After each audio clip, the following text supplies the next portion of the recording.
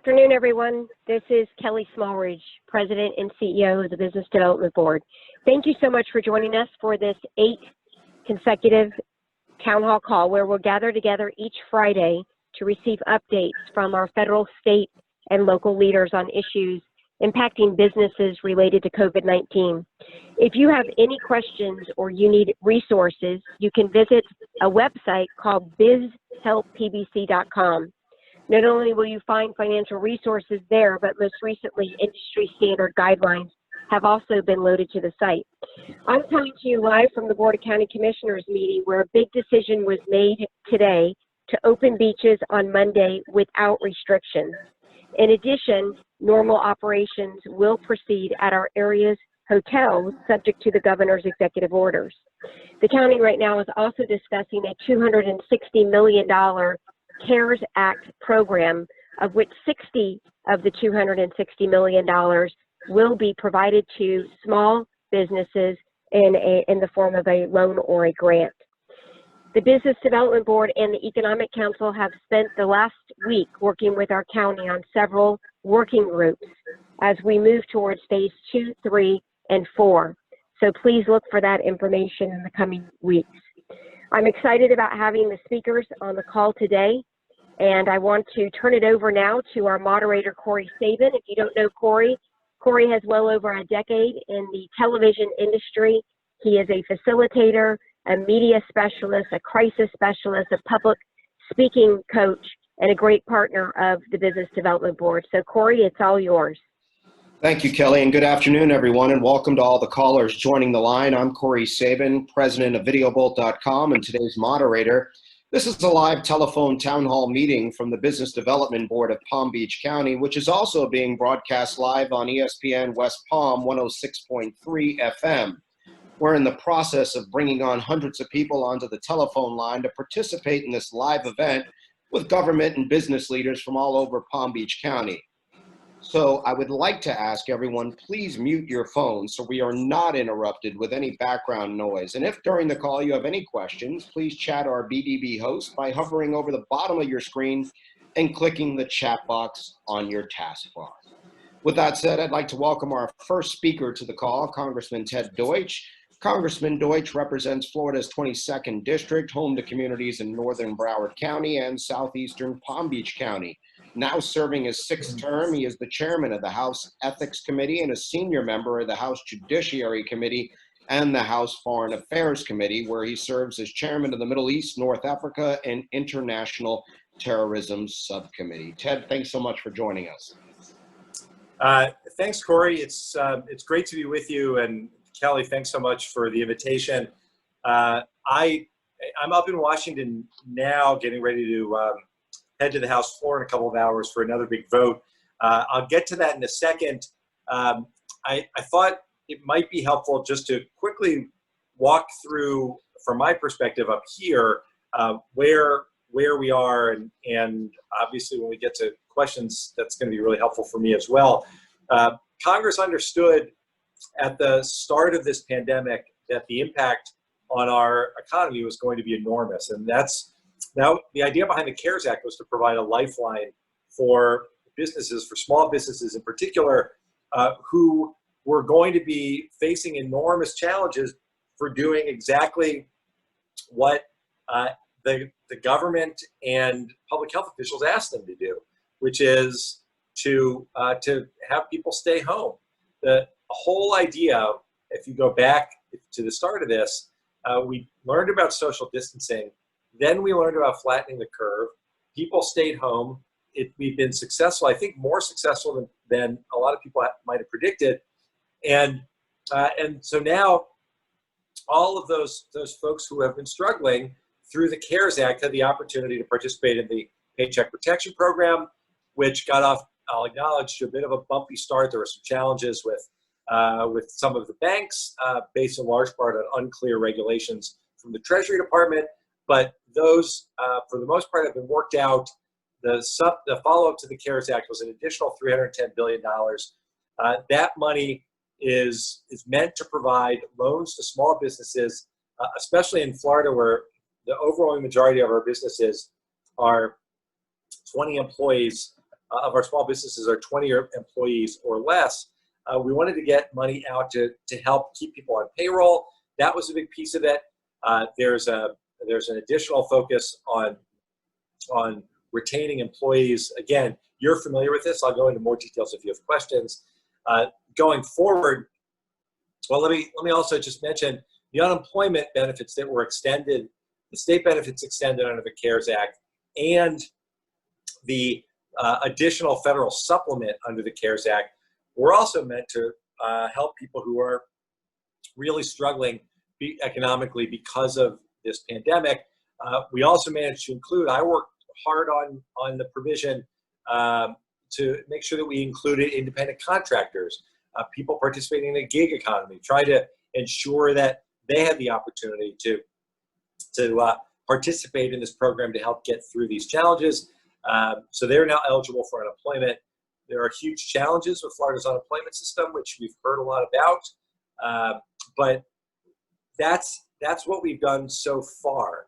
We also wanted to focus on testing and tracing, which gets to where I think everyone on this call is focused, which is how do we reopen the economy, not just in phase one, not just to reopen at 25%, but what do we need to be able to really not return to normal? That's not going to happen for a long time, but certainly get to a place where people are comfortable going out in masks, social distancing, and feeling that the places that they go will be safe, employees knowing that their employers have good guidance. And to that, I commend Kelly and the BDB for focusing on that sort of guidance, industry-specific guidance, which is what businesses keep asking me about.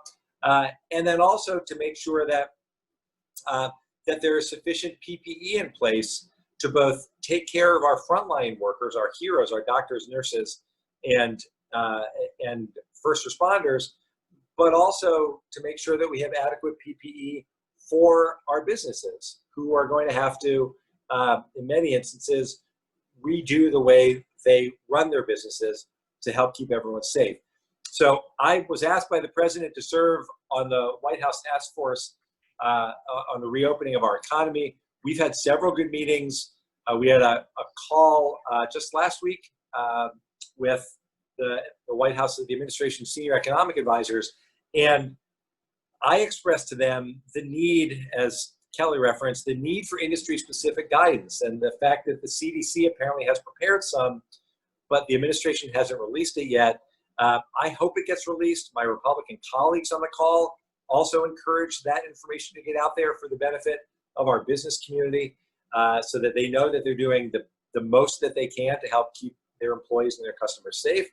And then finally, on testing and tracing, we've done well in Florida increasing the number of tests, but there needs to be a clear plan going forward for who gets tested, when they get tested, and if they test positive, how their contacts are going to be traced so that we can identify cases when they happen, make sure people quarantine, and prevent additional outbreaks. So that gets me to where we are now, which is the bill we're voting on later today. That's the HEROES Act.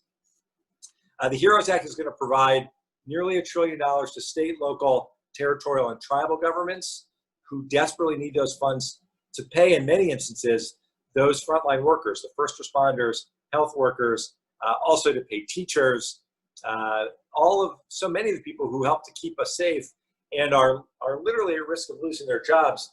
In South Florida, there is not a city of more than 500,000 people yet.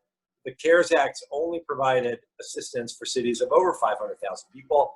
So there's been real bipartisan support, mayors, governors across the country, for providing this assistance to our local governments. There is also an additional $75 billion for souped-up coronavirus testing, contact tracing, and isolation measures, so that it's more than just a plan, but there's specific funding to actually carry out the plan. And there's going to be another round of direct payments to help cushion the economic blow of all of this. Extended unemployment again. But as I said earlier today, if our unemployment system can't get money out to the people who need it, hundreds of thousands of Floridians, then it doesn't matter whether Congress provides for an additional week or an additional year. We need to hopefully get that fixed soon in Florida.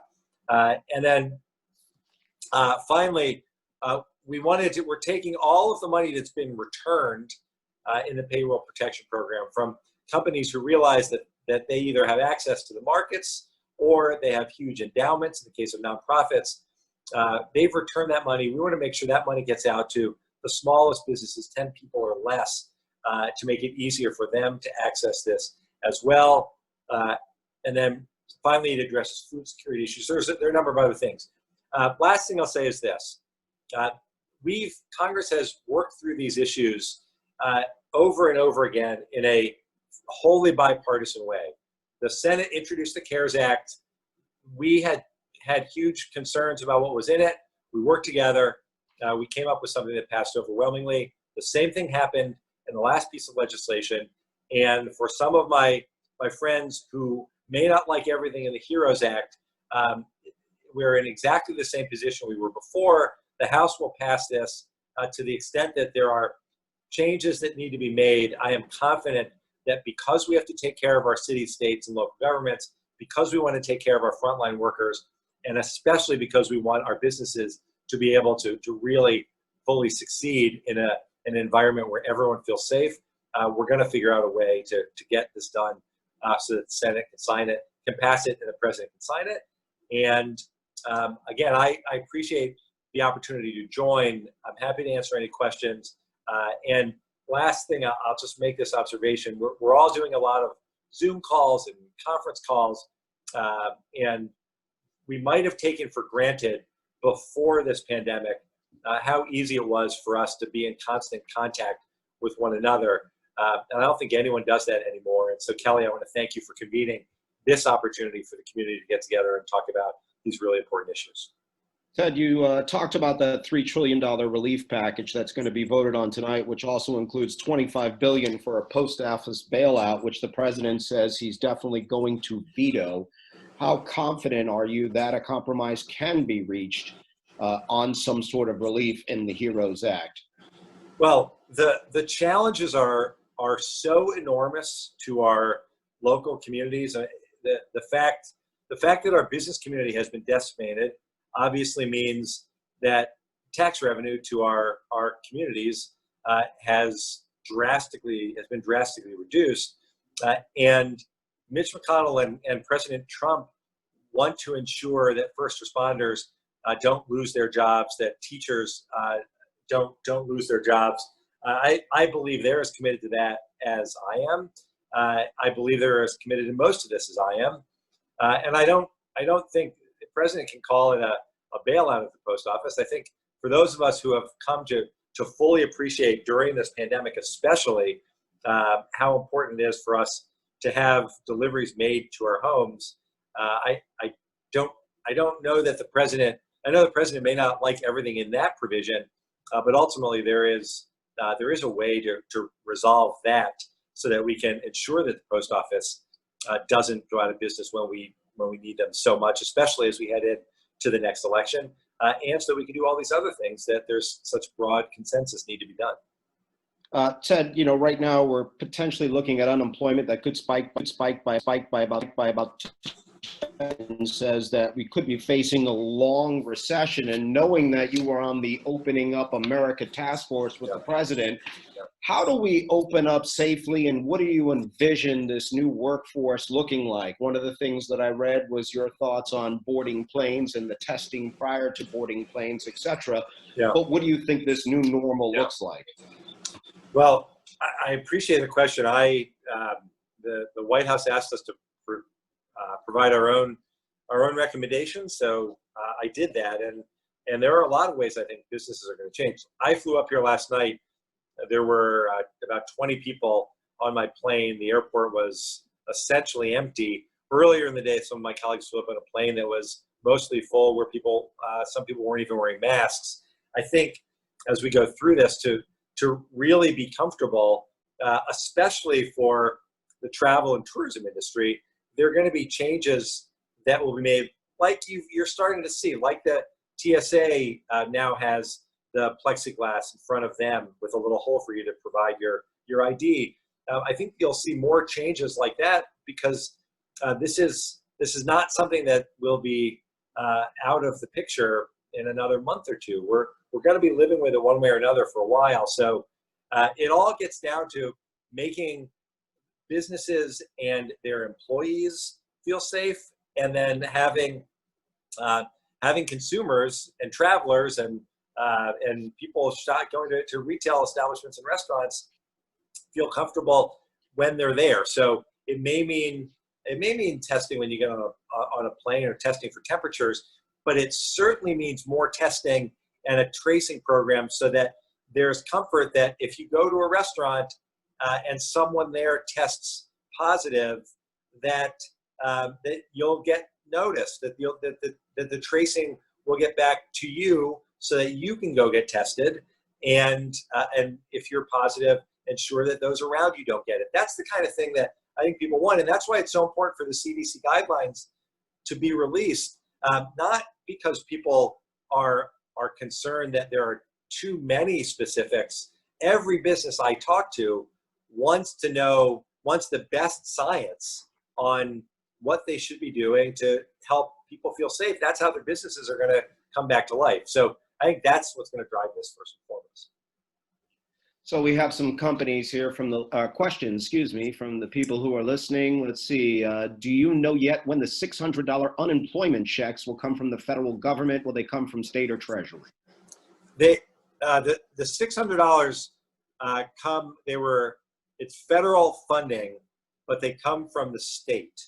And the way this is supposed to work is that when someone applies for unemployment, they're going to get the up to $275 per week in Florida, plus, and that'll be extended because of what we did in the CARES Act, plus an additional $600. The state has required an additional submission, and we can't tell how many people are getting that additional $600 yet, but it comes through the state, and we've asked the governor's office to tell us what they need. If there's any more that needs to be done for them to figure out how to fix this and get people the unemployment benefits that they're entitled to, we need to do that. But that's going to come from the state. And we have another question. What do you think the timing would be for another round of funding if we still find ourselves social distancing in the summer? So the House is going to pass the HEROES Act today, in the middle of May. I think there will be growing pressure, and that includes an additional round of funding. I think there will be growing pressure from Democratic and Republican mayors and governors to pass the state and local funding dollars right away. But I also think as part of that, there's the realization that the idea of waiting until August to see how things shake out when the unemployment numbers continue to get worse. And as the Florida Chamber said yesterday, the next unemployment report in Florida will be the worst one because of the way reporting comes out on a monthly basis. So my hope is that it's all going to get approved sometime within the next month, anticipating the challenges in the economy going forward. Well, you talked about unemployment, and one of the things you mentioned earlier were some of the potential flaws, which I know the governor wants to investigate, but you want to fix. How do you propose doing that? Well, I'm all for investigating what happened, but the time to do that is when you have limited resources, is not in the middle of a crisis. And when hundreds of thousands of Floridians, which translates to millions of Floridians when you include their families, are frustrated and angry, and in many instances desperate, because they've gone 8 weeks without getting the benefits that they're entitled to, including the additional benefits that Congress provided. We should be devoting all of our attention to making this work. Now, I know that the state has spent over $100 million to hire some call takers, and there's some new call centers. I hear from hundreds of constituents a day who tell me that they sit on hold for hours, and then they talk to people who can't really provide them with the helpful information on their specific problem. I've reached out to people I know in the tech industry to ask them to get involved. I know that the state has taken some action. They had to update servers, they had to do all the rest, but it's 2 months. And talking about reopening is important. But as we heard this morning from a University of Miami economist, we can reopen the economy, but if we've got 500,000 Floridians who are desperate, who would otherwise be collecting over $800 per week that they could use to take to the restaurants that are reopening and to take to the barber shops and to use it to go into stores, the economy would do better too. We've got to fix what's wrong. There'll be time to figure out how we got there, but we've got to fix what's wrong right now. It's good not just to help the people who are unemployed, but it's good for Florida's economy as well. So 2 more. Here's another question from one of the listeners. Can you tell us if the PPP will include 501c6 companies in the future? Yeah, the HEROES Act expands the Paycheck Protection Program to all 501c nonprofit organizations. We heard from a lot of them, and that's a significant change that we made, and I think it's an important one. And Ted, this is your 6th term in Congress. Depending on which news source people watch, there's a lot of partisanship. People are hurting, as you know, and they want to get back to whatever this new normal looks like. What can you tell us that's happening behind the scenes? Is it as bad as what's reported on whatever channel you watch? No. The answer to that is no. I mean, I resoundingly so. There is a whole lot of attention paid to a small number of people who want to make this about the 2020 election. They want to make it about they want to make this about something other than the broad consensus that exists about taking actions necessary to keep people safe and to help people get back on their feet economically. That's really what everyone wants. And so when we passed the CARES Act and we passed the second piece of legislation, the supplement to the CARES Act, and we have calls and meetings on a regular basis at home on a bipartisan basis, that the one thing that everyone acknowledges is that this virus isn't political. It's not going after people of one party or another. We are literally all in this together. And I understand that some people choose to try to make this into some political battle, but I just ask people to remember how we all felt a month ago, 6 weeks ago, certainly, when we were all coming to terms with what it was like to be home, unable to be with the people that we love, unable to be at the jobs that provide sustenance for us. We figured out how to get through that with an eye toward moving forward safely in the future. Some people have tried to warp that sense of where we were again for political gain. I firmly believe, from all the people I talk to, that there is the strongest sense of community that I've seen, and people being there for one another and recognizing how Congress and the state, the county, and all need to work together, stronger than I've ever seen. We can't afford to lose sight of that just because some people might think it helps them to attack scientists, to attack the public health officials that we're relying on, or to try to advance a political cause. Well, Ted, thank you so much for taking the time. We really appreciate it, and good to see you as well. Thanks so much, Corey. I appreciate it. And thanks, everyone. Oh, Corey, if I'm still on, if you haven't cut me off yet, yes. I would also encourage people to feel free to reach out to our website. It's deutsch.house.gov/coronavirus.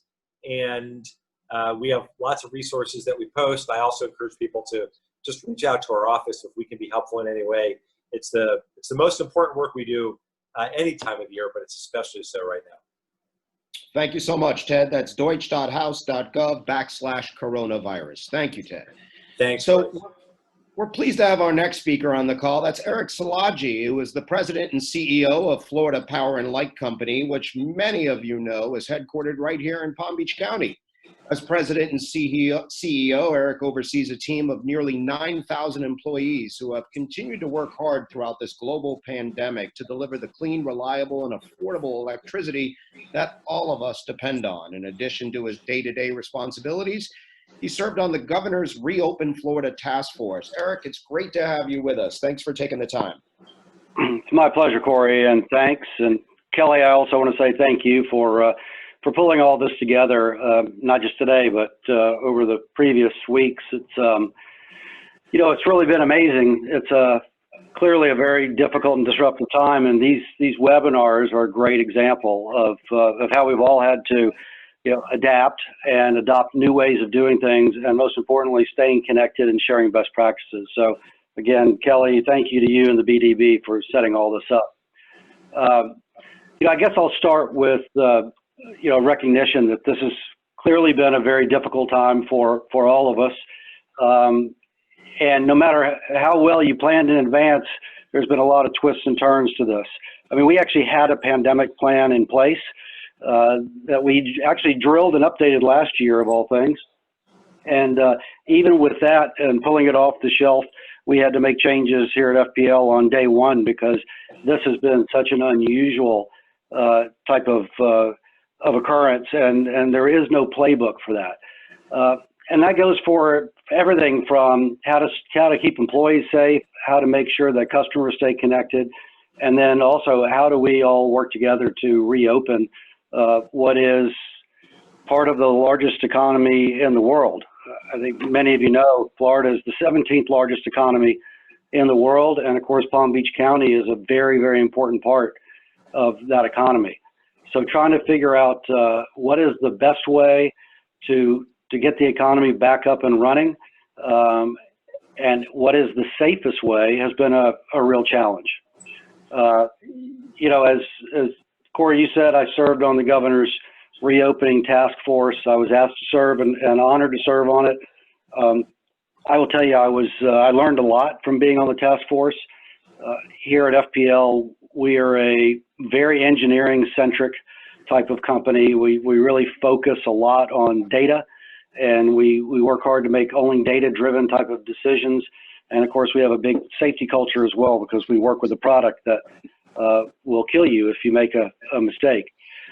And I was really pleased with what I saw and what I heard on during the task force on how the governor really set the tone about this was going to be an effort that was going to be based on the best available data, recognizing that it was pretty fluid and remains that way, that we were going to approach this in a very cautious way from a reopening standpoint, and that the number one goal was to make sure that the public safety was never jeopardized.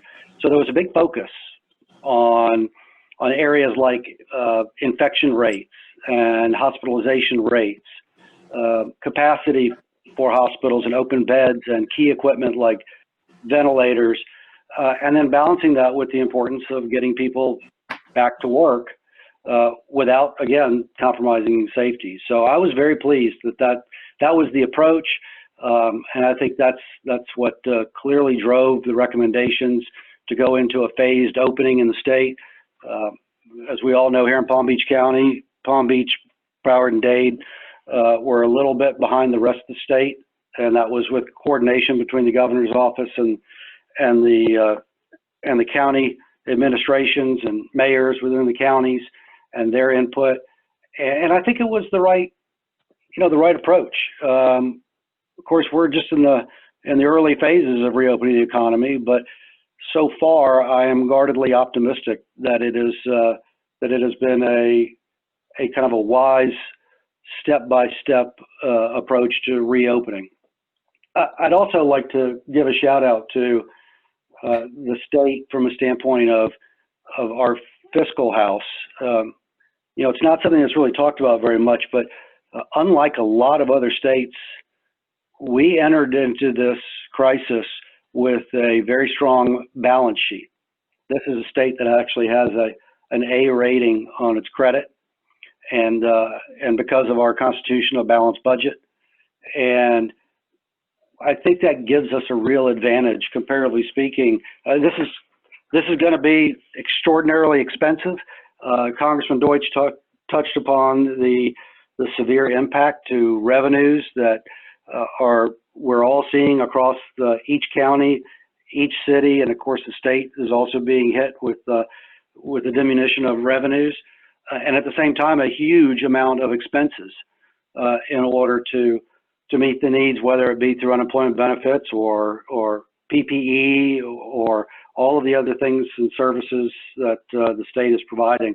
And yet we're going to go into this with a very strong financial position, which I think gives us, as Floridians, a real leg up, comparatively speaking, to others. I'll open it for questions in a minute, but I guess I'll wrap it up by a little bit about kind of what our response has been on the company side, on the FPL side.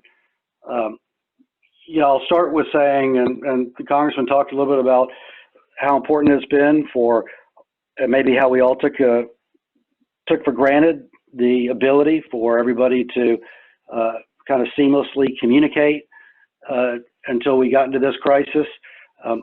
We at FPL understand that the underpinnings to all of that, whether it be enabling the internet or enabling our ability to teach our kids from home like we've had to do, or frankly just to ask people to shelter in place, or for our first line responders to meet the needs of those who are sick. The electricity underpins all of that. You really can't do it without electricity, and that's not lost upon any of us at FPL. And so we've stayed open the entire time. We've had to adapt and adopt new procedures. All of our power plants have stayed open. Our control centers, we have manned 24 hours a day. We've had to change a lot of how we man those to make sure that we don't have an infection that runs through a control center. We've still had to have, the men and women on the line go out around the clock to get the power back up when Mother Nature creates problems. We're of all things, we've had fires on the west coast of Florida. We actually had 100 poles burned yesterday that we had to replace overnight. I'm looking out the window right now at a tropical disturbance. I think it's called Invest 90 now. That's going to turn into our first named storm later on. And so our folks have had to make sure that regardless of what gets thrown at us, we're able to continuously provide affordable and reliable electricity to folks. And I just think that's really important to make sure that our customers aren't having to worry about the light staying on top of all the other many things that they are having to actually worry about. We're also doing what we can to make sure that it stays affordable by lowering bills and not disconnecting people. And we're going to continue to do that because we understand, again, what the responsibility is day to day and our duty to serve. And we're not going to stop at any time throughout this pandemic. The last thing I'll say is, as I'm looking at the calendar and I look out the window, I'm reminded that hurricane season is going to be here in just a few weeks officially. Unfortunately, the predictions are for a more active than normal season. Fortunately, predictions are just that. There doesn't mean that's what will happen, but we're preparing like we do every year. We're training, we're drilling. This year we've actually changed how we're going to do our drill, and it'll be in the middle of a pandemic, and it is going to be how do we restore power in the middle of a major hurricane and a pandemic. And I don't want to sugarcoat this. It's going to have some real challenges. I don't know how many people will answer the call from other utilities around the country. I cannot tell you how many men and women will roll in from out of state. And the way we normally do this is not going to work because we normally put several thousand people into each one of our staging sites. And, we serve anywhere from 30 to 50,000 meals a day in big areas where we do big buffet lines. That's just not going to work. So we're changing our plans and we're going to be ready, but there are going to be challenges. And it could lead to longer outages if we do have a major hurricane. And so the one thing I would ask all of you as business leaders to do is to make sure that you talk to all of your employees and also you individually prepare your own hurricane plan and make sure you know what you're going to do if we're hit by a hurricane and we have some extended outages, because it's incumbent on all of us being Floridians to also be self-reliant and ready for storm season. So with that, Corey, I'm happy to open it to any kind of any questions. Yeah, no, Eric, thank you so much. That was very detailed. In regards to hurricane season starting, and you mentioned some of the challenges, can you share with us some of the protocols that your team will be put in place? I know you mentioned potentially longer outages, but FBL is such a trend-setting company that you always respond to things so quickly. What can you share with us that you've had to revise? Well, you know, one of the things that's really paid off are all the investments previously in technology. So we're fortunate in respect to, we've got a lot of technology, smart grid technology that gives us visibility into what's going on in the grid on a real-time basis, and then very modern, streamlined power facilities, power plants that just require less people. And so in a pandemic, having less people required is a real benefit. So, you know, we have power plants where just 10 years ago, the power plant like in West County, that size power plant using technology like we had at Fort Lauderdale that was built back in the 60s, that plant would require probably close to 1,000 employees, and we're able to run it with, you know, probably about 50, less than 50. Same thing with the line. We're using drones to do inspections of the lines where we used to send people out. And when we do have a problem, the grid actually tells us much more detailed information about specifically where it is. So I don't have to send out 3 or 4 crews just to try to find it. From a standpoint of how do you keep people safe, there's no silver bullet on this. So we're looking at all of the recommendations that the CDC and the state have provided. We will do temperature checks as an example. We're going to ask crews and the utilities that respond before they leave wherever they're coming from. So if a crew is coming out of, let's say, Charlotte, North Carolina, they'll have their temperature taken before they get in the truck in Charlotte. They'll also then have their temperature taken again when they arrive. We will also have testing available, and we're working now with our supply chain to try to secure enough so we can test people if they do show any symptoms. And then we're going to break down those big staging sites into much smaller ones. And instead of having, you know, a large staging site with 1,000 people, we're going to break them down into what we call microsites. We've been doing that in the past few years to get more productivity, but we're going to do it on an even larger scale, just breaking folks down into smaller groups and keeping them together so they're isolated from other groups. And hopefully we'll be able to maintain a fair amount of productivity. In the end, it's really all about productivity because I measure a storm in construction man hours. How many construction man hours will it take in order to repair or rebuild whatever damaged part of the system has occurred? And we have very detailed models on that.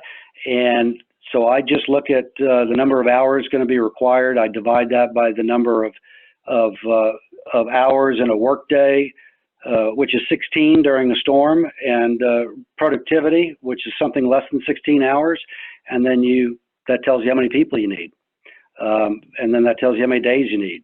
So we're really focused on what can we do to be as productive as possible while never compromising on the safety of not just the workers, but also of our customers who are, you know, in their homes and their businesses waiting for the power to be restored. We're going to have lots of people out in the field, and we don't want to infect others as well.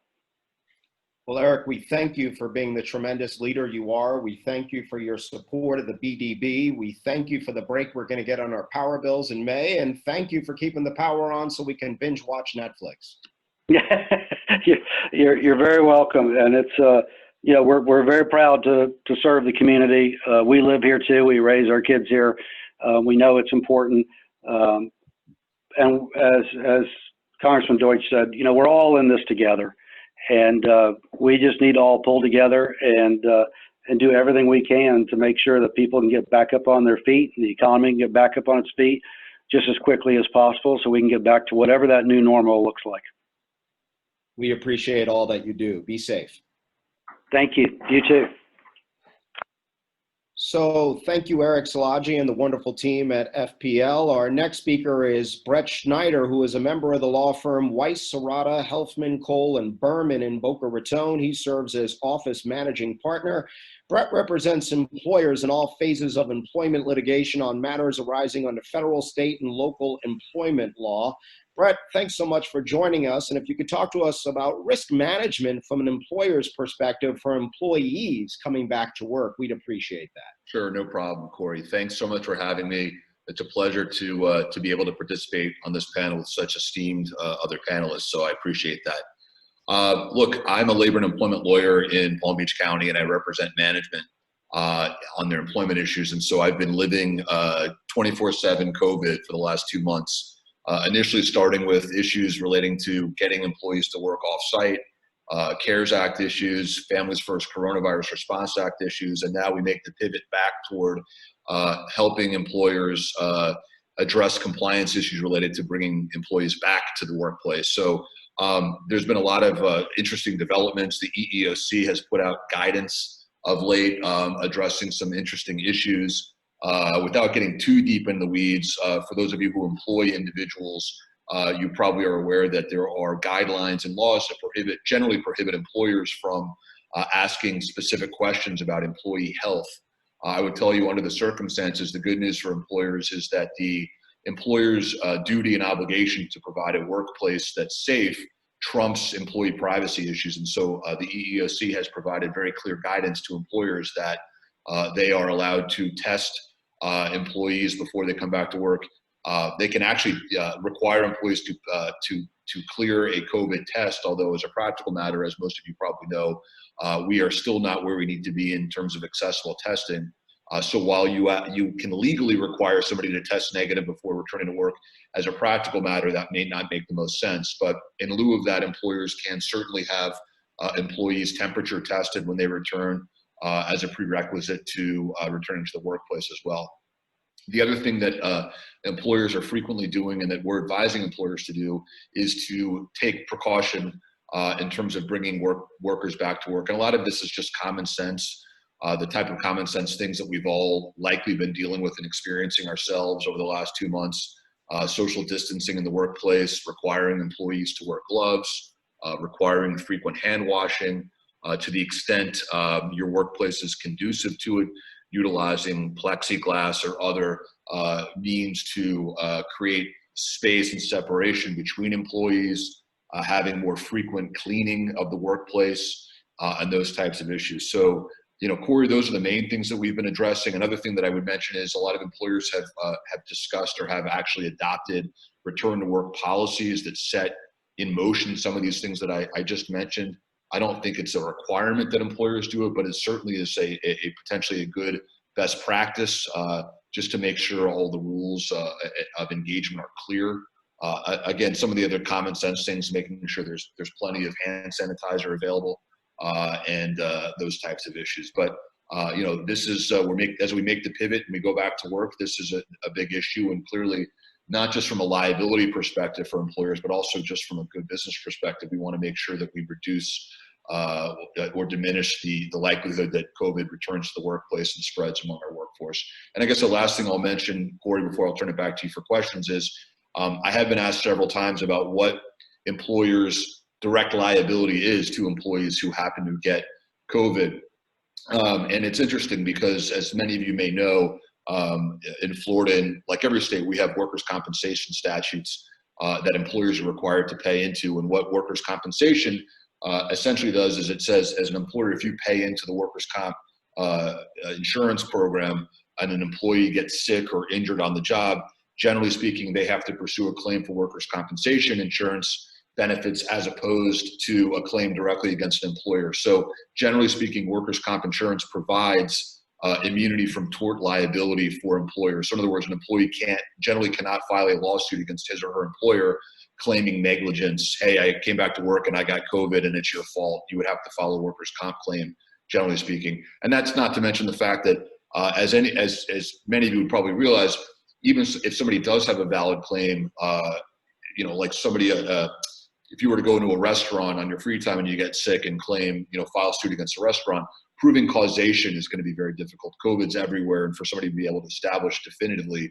that they got sick because of what happened in the workplace or what happened at a restaurant, it's going to be very difficult to prove. So those were some of the key issues I wanted to touch upon. And Corey, if there's anything specific other than that, I'd be happy to comment on those issues as well. Yeah, Brett, I'm curious, how do you handle employees who refuse to return to work due to a fear of exposure? That's a great question. So look, as Congressman Deutsch knows, Congress adopted this Families First Coronavirus Response Act. So the first question would be, does an employee who does not want to come back to work have the ability to take emergency paid sick leave or emergency FMLA leave under the Act? And without getting too deep into that, that would really only be the subset of employees who actually have COVID-related health issues, are caring for somebody with COVID-related health issues, or have a school-age child at home and need child care. So first step is, do they have rights to that leave? Let's assume for a moment either they don't or they've already used those rights. If an employee refuses to come back, you could work with the employee, allow them to take paid time off or unpaid time to the extent appropriate. But the legal answer beyond those is, if an employee refuses to come back to work and does not have the ability to take leave, an employer certainly has the ability to terminate the employee who refuses to come back to work. But again, there's a lot of different factors to weigh, and as a common sense issue for an employer, if you have a long-standing, loyal, productive employee who is dealing with a short-term anxiety-related issue, you may be better off working out a resolution to the issue than having them come back or having them not come back and terminate somebody who over the long haul is going to be a good, productive employee for you. And here's a couple of others. What do you do if an employee refuses to consent to health testing, and how often should you test employees, i.e. if they come and go from vacation or traveling somewhere? Sure. So look, you have the right as an employer to require an employee to submit to testing, whether it's COVID or temperature testing. So if they refuse, you certainly can bar them from returning to the workplace. There's really not a whole lot they can do about it.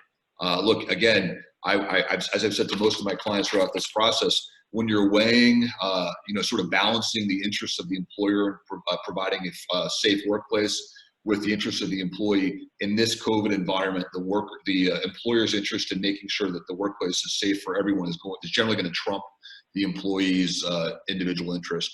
And I guess pivoting to your next question, how often you test is really a business decision, and I think in large part it's going to depend on the type of industry you're in, how much access to the public your employees have. There are some entities. I'll give you an example. I represent many local government agencies. The local governments are testing a lot of their police and firefighters literally every day when they show up for work. When I say testing, it's not a COVID test. They're taking temperature tests. So I think a lot of it has to do with the industry you're in and the extent that exposure could cause difficulty to the health of the general public. The last point I would make is, and I think this kind of is a segue to what we had just discussed, is as we look into the summer months, I've started to get questions about whether or not employers can restrict employee travel going forward. And the big example has been, well, hey, by 4th of July weekend, there may be people that are prepared to start traveling for fun, and things may be reopened. And can we prohibit employees from traveling? And the answer to that question is yes.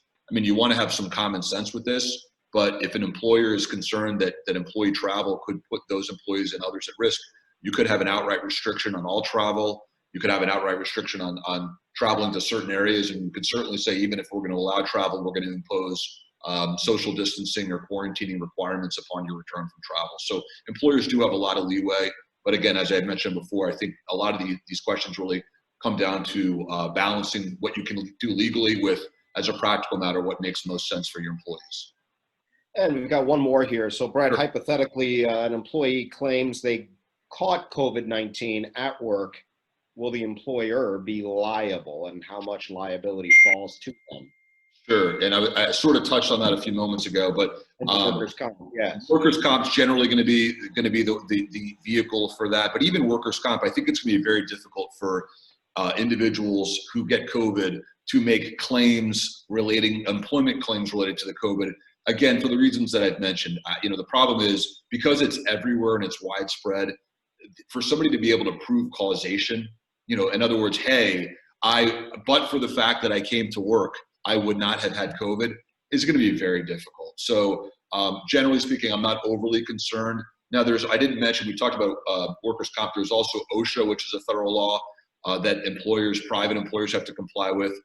That is fairly technical. I don't want to get too deep into the weeds on that right now, but as long as employers use common sense, and if you become aware that there's an employee who has COVID, that you socially isolate them, quarantine them, and you make sure you do a deep clean of the area, your liability is going to be very, very limited.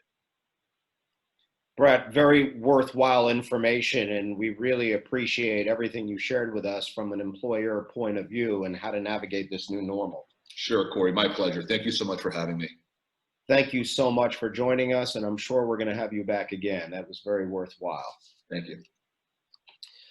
Well, thank you everyone for taking the time preparing for this call today so that we can benefit from your insights, experience, and information. Thank you to the team at ESPN West Palm 106.3 FM for airing this call to their listeners. Thank you, Congressman Deutsch. Remember, you can visit deutsch.house.gov/coronavirus. Thank you to Eric Szilagyi, the CEO of FPL. And also thank you to Brett Schneider, who we just heard from, sharing his insights into risk management. We encourage the business community to tap into all of these resources. They can go to bizhelppbc.com. That's biz, helppbc.com, where you will be updated on information continuously around recovery efforts. Everyone have a wonderful weekend. Stay safe, stay healthy, and we appreciate your time today.